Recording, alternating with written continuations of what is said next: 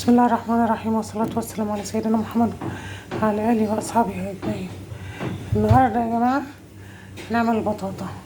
دي بطاطا اللي هي البيضة، في بطاطا حمرا ودي بطاطا بيضة.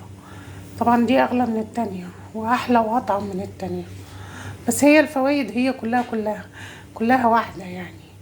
في البطاطا البيضة، في البطاطا الحمرا، هي كل الفوائد واحدة. والبطاطا جميلة جدا وفيها كمية فيتامينات لا بأس بها، وحلوة جدا وطعمة بيحبها الصغيرين والكبار. وطبعا ده موسمها وموجودة بكترة. دي هنشويها في الفرن، في ناس بتسلقها بس دي احنا هنشويها في الفرن. هي شوفوا البطاطا الواحدة كبيرة قوي، شوفي قد ايه اهي كبيرة، واحدة كبيرة يعني. شوف الحجم بتاعها كبير اهو، وفي منها الصغير.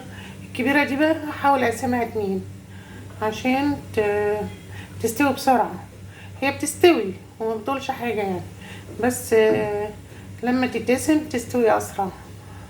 و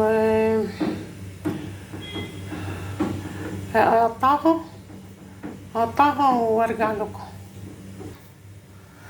بصراحة معرفتش هقطعها، هو شوية نصين بالطول، شقيتها كده بحس ان هي يعني اهي تبقى هينة شوية في السوا.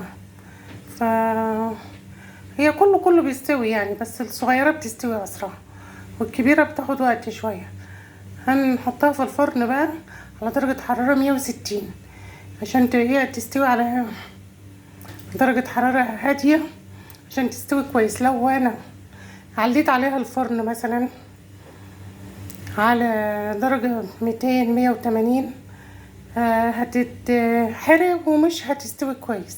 فاحنا بنهدي الفرن كويس، بنهدي الفرن خالص يعني، درجة يعني مش بطالة يعني، 160 درجة برضو متوسطة، مش لا عالية ولا واطية، عشان تستوي سوا كويس.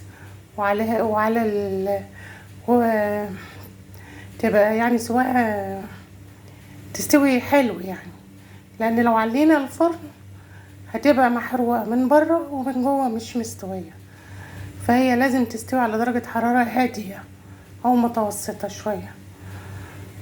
وهوريها لكم بقى بعد ما نسويها كده، هوريها لكم. هي اخيرا عرفت هشوف واحدة بالنص. معلش يا جماعة، معذرة على صوتي، والله انا صوتي رايح مني بقى لي اكتر من 1.5 سنة. والله المستعان، ادعوا لي ربنا يشفيني يا رب. ورحت دكاترة كتير بس ما فيش فايدة. لازم حقن فيلر، يعني الحبل المرتخي ده لازم يتحقن بفيلر. وربنا ييسر ان شاء الله، وربنا يشفينا ويعافينا جميعا يا رب، اللهم امين. وهذه البطاطا يا جماعة بعد ما طلعت من الفرن اهيت، ما شاء الله تبارك الله، حاجة حلوة وريحتها قلب الشقة والعمارة والشارع.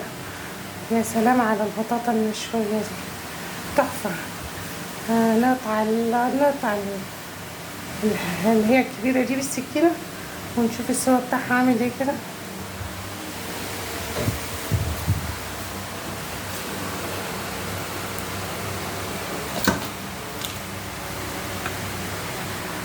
اهي ما شاء الله جميلة مهروسة مستوية جدا اهي، مستوية يعني، بسم الله ما شاء الله.